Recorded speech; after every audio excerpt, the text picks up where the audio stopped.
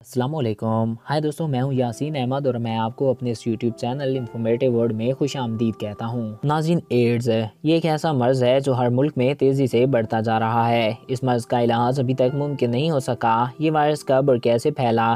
کیا یہ واقعہ میں بندر کے ساتھ بدفعلی یعنی کہ سیکس کرنے سے وجود میں آیا یا پھر اس کو امریکہ نے خود تیار کیا؟ آج کے اس ویڈیو میں ہم آپ کو یہی بتائیں گے کہ آخر ایڈز کب، کیسے اور کیوں پھیلا۔ تو ویڈیو کی جانب بڑھنے سے قبل آپ سے یہ ریکویسٹ ہے کہ اگر آپ نے ابھی تک ہمارے اس یوٹیوب چینل کو سبسکرائب نہیں کیا تو اس کو سبسکرائب کر کے ساتھ موجود بیل کے آئیکن کو پریس کریں تاکہ ہمارے ہر نئے آنے والے ایسے ہی معلوماتی ویڈیو آپ کو بر وقت اور بآسانی مل سکیں۔ ناظرین، ایڈز سب سے پہلے افریقہ میں ظاہر ہوا، جس کے بارے میں کہا جاتا ہے کہ کسی افریقی نے بندر کے ساتھ سیکس کیا، جس کی وجہ سے یہ وائرس بندروں سے انسانوں میں داخل ہو گیا۔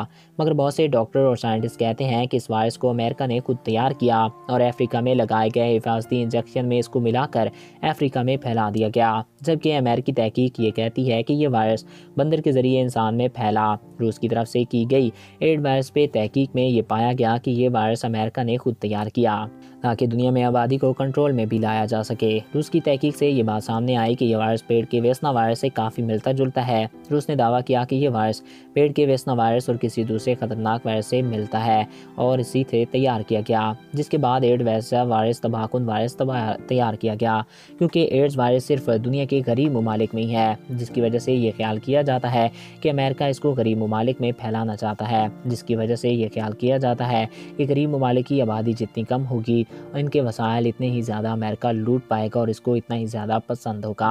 ایڈز وائرس ایسے ہی کسی کو نہیں لگتا، یعنی کہ یہ کسی کو چھونے وغیرہ سے کبھی بھی نہیں ہوتا۔ ایڈز وائرس تبھی پھیلتا ہے جب کسی کے اندر کا لیکوڈ کسی دوسرے انسان کی باڈی کے اندر کے لیکوڈ سے جا ملے، پھر چاہے وہ خون ہو، سیمن ہو یا پھر کچھ اور، جس کو ایڈ ہو اس کے ساتھ سیکس کرنے سے 100% ایڈ ہو سکتا ہے، مگر اگر کونڈم کا استعمال کیا جائے تو پھر نہیں ہوتا۔ دنیا میں کوئی بھی ایڈز وائرس سے نہیں مرتا۔ دراصل یہ وائرس ہماری باڈی میں موجود امیونٹی سسٹم یعنی کہ مدافعتی نظام کو ختم کر دیتا ہے، جس کی وجہ سے ہمیں الگ الگ بیماریاں لگنا شروع ہو جاتی ہیں، کیونکہ ہمارے امیونٹی سسٹم کا کام یہ ہوتا ہے کہ وہ کسی بھی بیماری کو انسان کو نہیں لگنے دیتا۔ جب ایڈز وائرس ہمارے امیونٹی سسٹم کو ختم کر دیتا ہے پھر انسان الگ الگ بیماریوں میں مبتلا ہو کر مرنے لگتا ہے۔ ایڈز کے ظاہر ہونے میں 10 سال کا وقت لگ سکتا ہے۔ اس وائرس کے ساتھ انسان 10 سال تک زندہ رہ لیتا ہے۔